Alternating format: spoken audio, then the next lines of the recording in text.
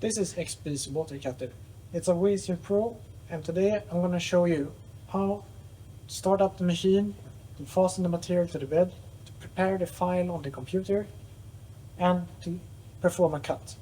I will also show you the most important step, which is how to maintain the machine so it keeps working and doesn't break down.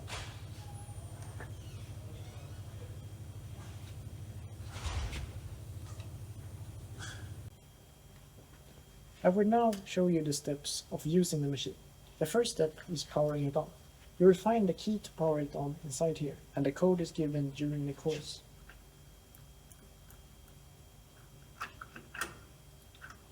You cannot share the code with anyone who hasn't participated in the course. The key is then inserted into the keyhole and turned to turn on the machine. The screen will now turn on. I will now show the basic functions. The screen is now turned on. The next step is to turn on the water, which you can find here. Turning the water knob downwards turns on the water, and turning it horizontal turns off the water. If the water is not on, even though you turned that knob, then you probably need to turn the knob back here. To test the water, you can simply remove the spray nozzle and spray some water. Now, we're ready to cut some things.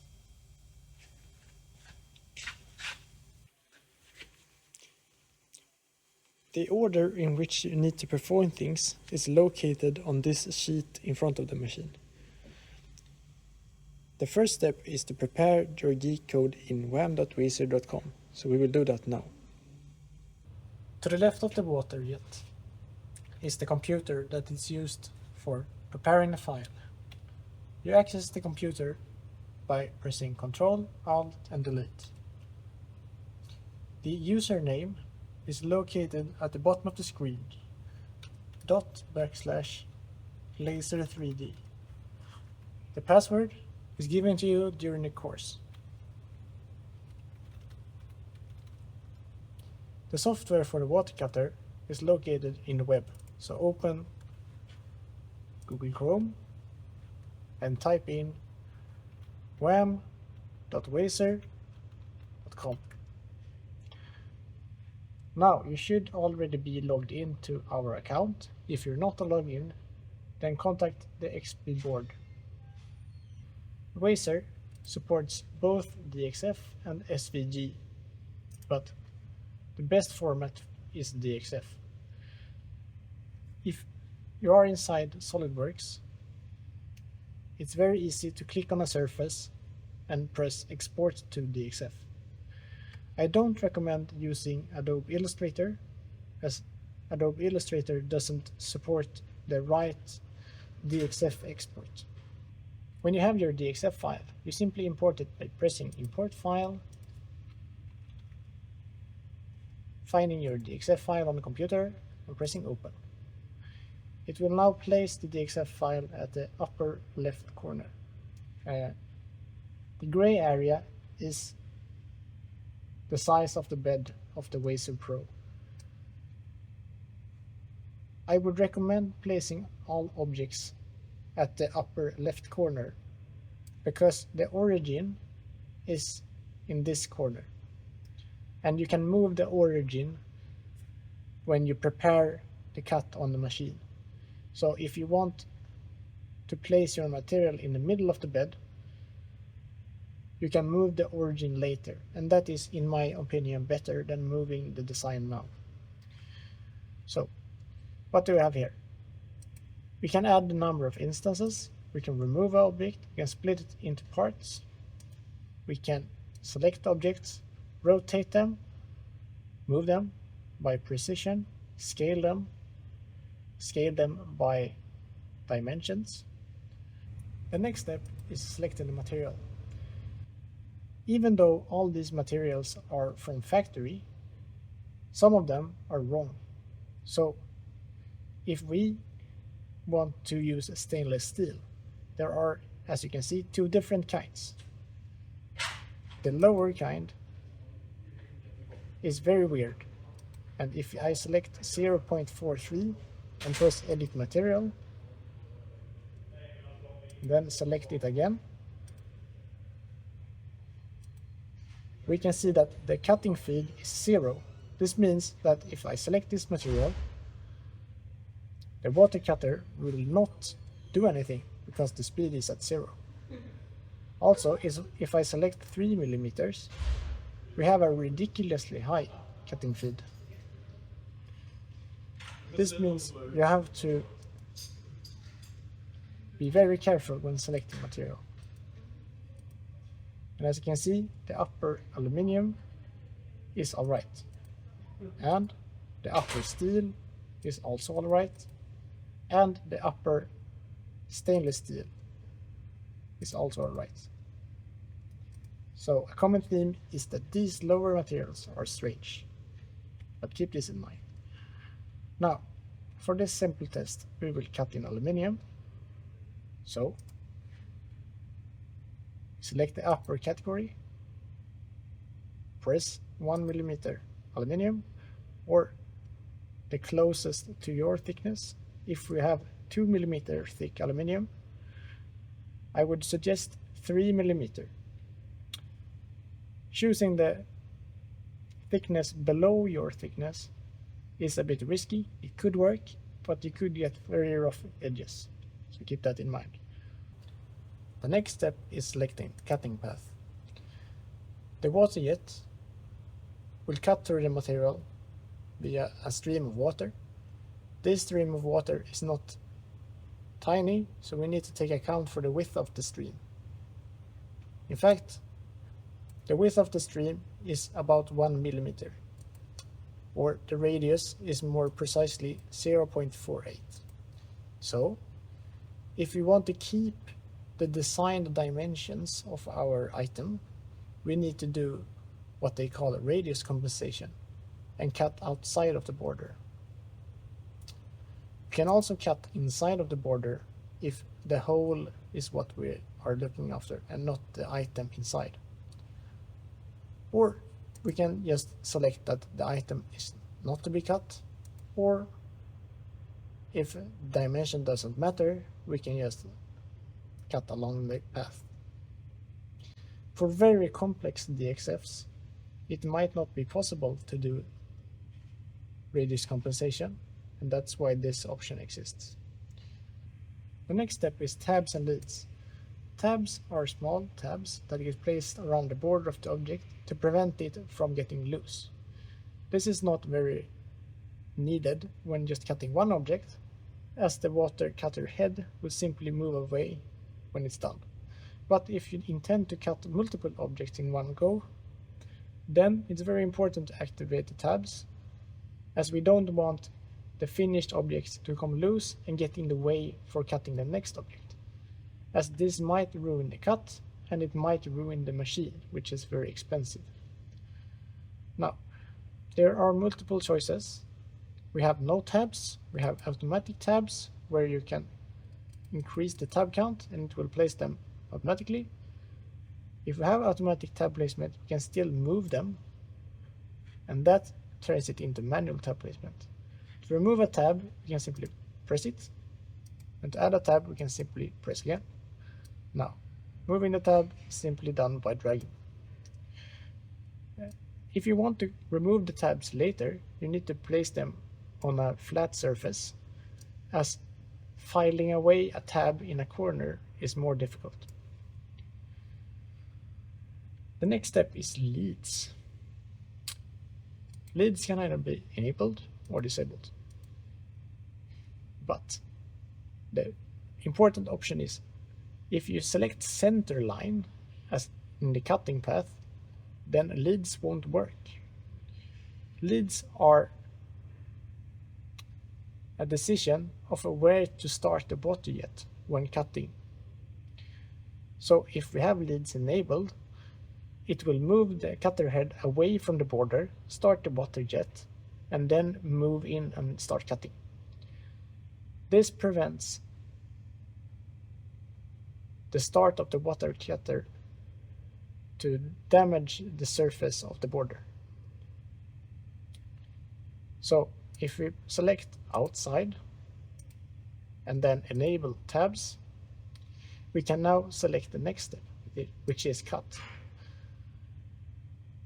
Here we can select coarse, medium, or fine. Fine is very fine. I wouldn't select that. I would choose either coarse or medium. Coarse is fine for most things, that we can simply polish the edge later. And coarse is already really slow, so we don't want to go slower than this. Now, you can rename your Wazer file and save it to be able to load it into Wazercam later, or we can generate a job file. Here we can also see the estimated cut cost, how much sand is going to be used, the cut time, here it is 1 minute and 15 seconds, and the dimensions, which is good if you want to go down in a workshop and cut out a new piece of metal. I think we are ready to generate the job file, so we will press that button. Now, to view the job file and inspect what the water cutter will actually do, we will open a new tab and search for G-code viewer. The job file is in fact a G-code file, and the best G-code viewer is ncviewer.com. Now we open the Wazer job that we just created, and now it will be placed on the surface here. Now we can zoom in and inspect what the border will look like. So as you can see here, this will not be cut as a perfectly round piece. It will be cut in sections like this. Also, when starting the cut, we can see that the orange lines are just movement of the water head. There is no cutting action going on here, and the first cutting action begins here. So it moves there, starts cut, and then cuts all along the border.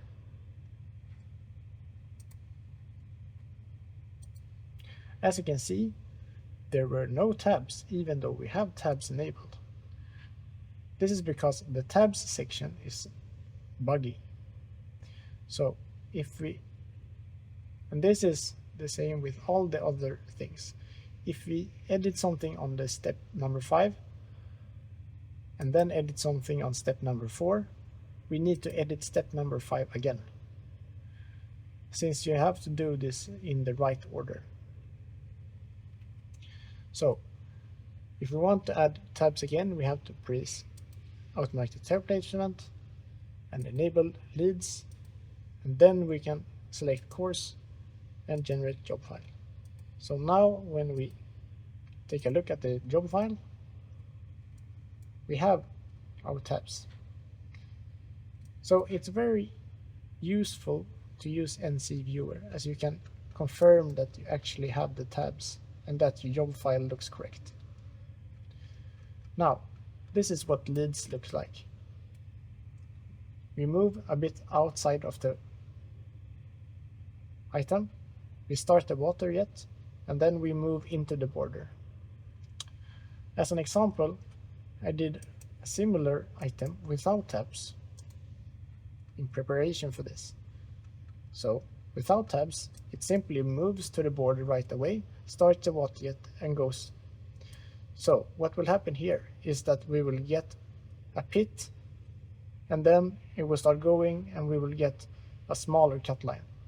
And this pit will dig into the item and will not look good. So I recommend leads. Now, you simply have to take the SD card from the Wazer Pro, put it into this computer, and then move the G-code file to the SD card. The next step is to fasten material using screws.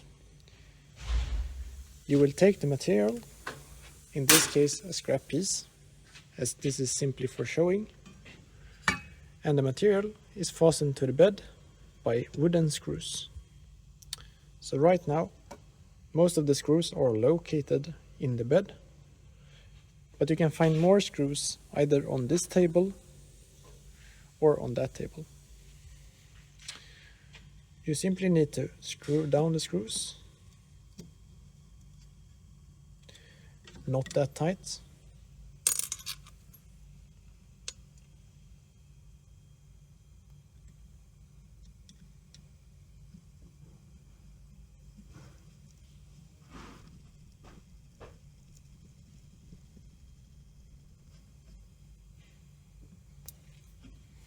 Make sure that the material is securely fastened and can't move around.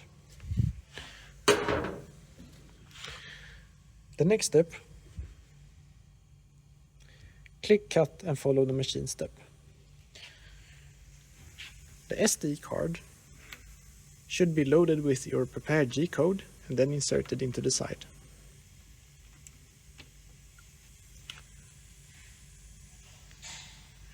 The menu has two options, select cut file or setup and maintenance. We will now select the cut file. This will show all files on the SD card and you will select your file. In this case, we will just use butter knife. Select yes. And now it prompts us to lift the nozzle clear of cut bed obstructions. To lift the nozzle, you unscrew this screw, you lift the nozzle by hand, and then you screw the screw back. Now, clicking OK, the machine will start to move and calibrate the X and Y axis. To calibrate the Z axis, we can now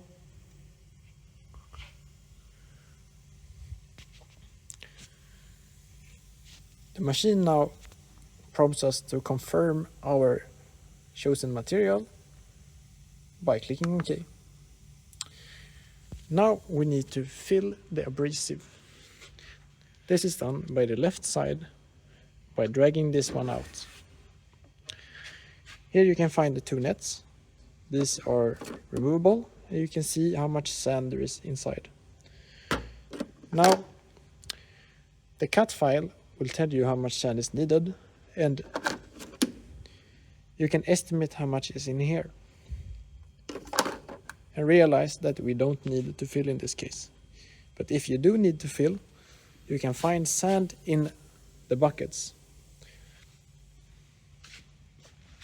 Then you simply take sand from the buckets and pour it into the filters. When you're done, you close this one. And the next step is emptying used abrasive. To empty used abrasive, you remove this door and you have two used abrasive buckets. This step is rather messy, and if you are afraid of the mess, you can use plastic gloves. Now, the handle needs to be pointed out upwards to be able to remove this. Then we pour out the majority of the water.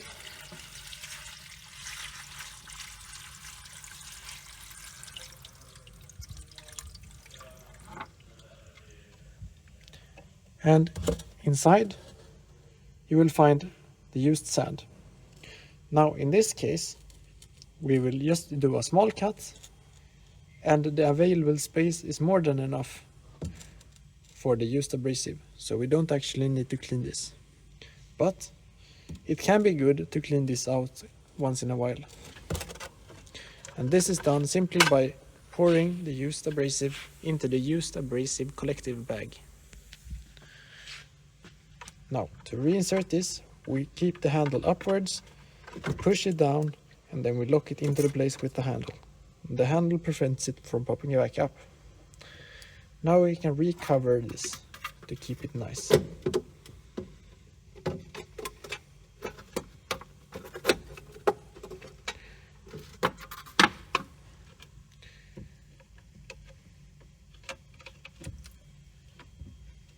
Looks like I didn't quite get the handle in the right place. There we go. The next step is to confirm water supply is on, and we already did that. The next step is to fasten material to the cut bed, and we already did that, so we press OK. Now, we need to select the nozzle height. This is done by jogging with the arrow keys. You can't hold down, so you need to press it quite a few times. The right method is to move the nozzle to the middle of your workpiece, like this. Remove the cap from the top, place it underneath. This is small section of the cap acts as the right distance. Now we unsecure the screw. We make sure that the cap is placed like this, and we retighten the screw. We have now calibrated the height.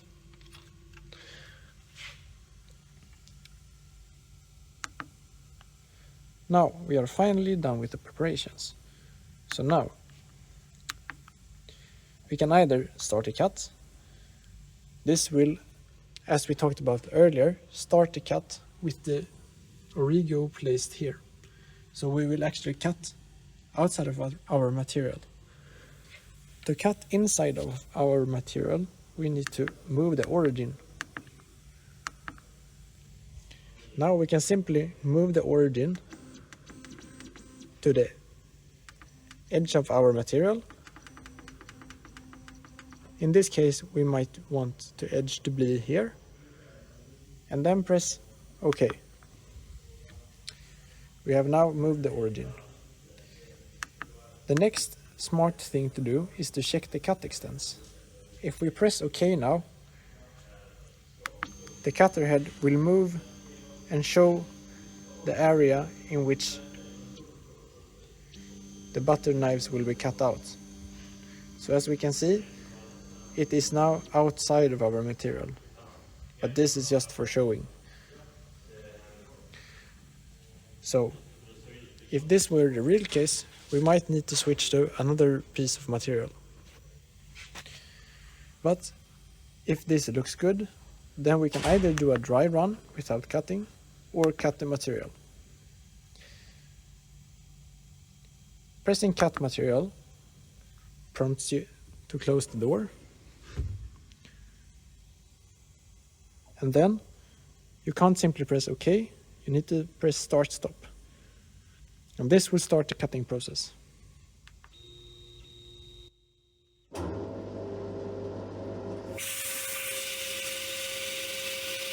can anytime decide to stop it simply by pressing stop. Now, as you saw, a lot of water splashes, and it can be especially dangerous around the sides. So keep away from these sides if you don't want water and sand in your eyes. Now, when the water cutter is done, it will simply turn off like this and move the head to the corner. Now, as we decided to abort or stop the cut, we can press OK to cancel the cut, and then select yes to cancel it again. Now it will turn off the motors and we can move the head manually.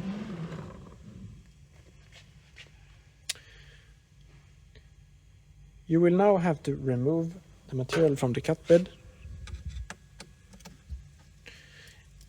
If there's a lot of sand on your material, you can use the spray wand to spray away the sand. And if the water level is very high, you can simply press the button here, and this will pour out water into the sink via a pump and lower the water level. Now, unscrewing the screws, we can remove our material.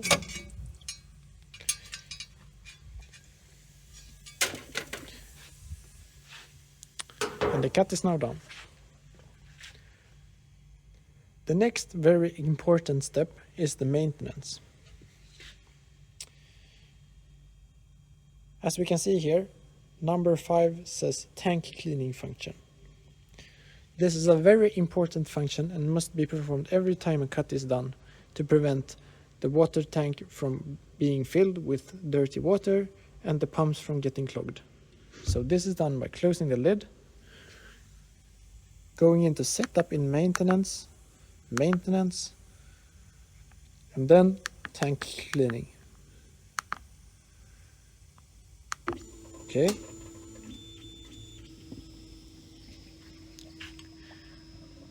The head will now calibrate and move into the starting position. To start the tank cleaning, we now have to press start.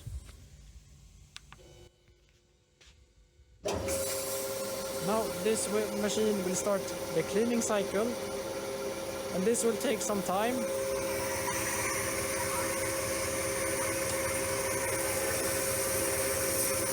When it's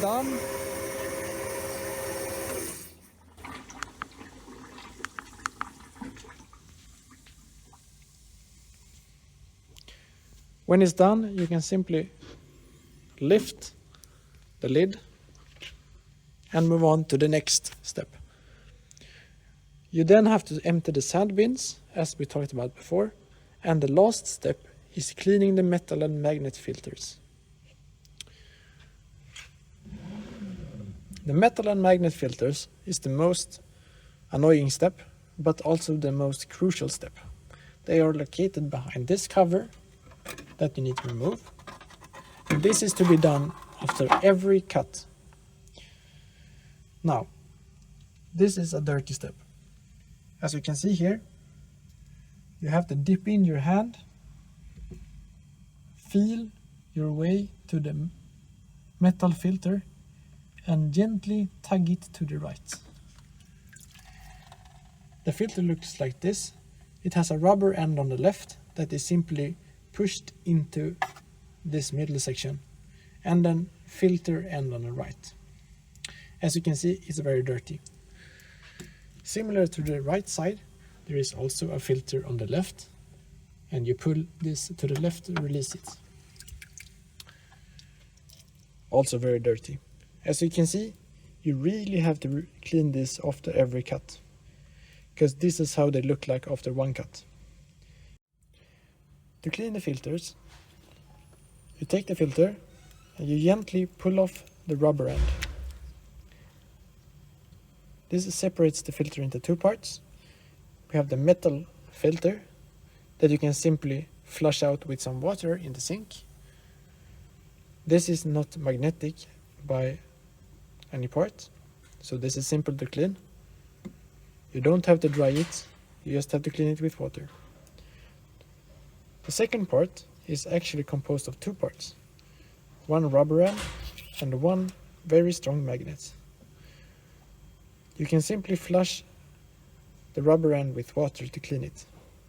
But since this is a magnet, you need to remove the material by either scrubbing it with your hands or with a paper towel.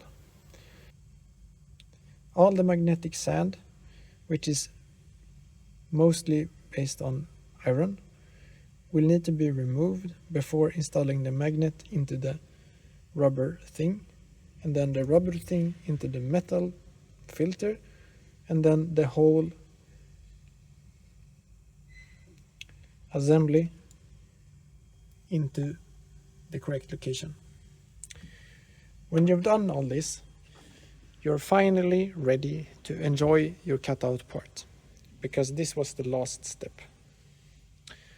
Now, to turn off the machine, you simply need to switch the key off, put it back into the lockbox, and reinsert the padlock. When you've turned off the machine and put the key and the lock in the right place, you need to make sure that the machine looks nice. Now it looks pretty nice, but I think we can do a better job. So grab a hold of the spray gun and spray away.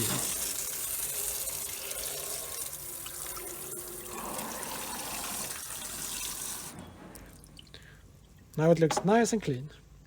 Now, to be extra nice, we can increase the height of the nozzle so it doesn't prevent anyone from moving it the next time they want to use it. We need to recover the back section with the lid. And the most important step, oh, not really, but it's very easy to forget, is turning off the water. There you go. So that's it for how to operate the Wazer. Now, have a go at trying it yourself.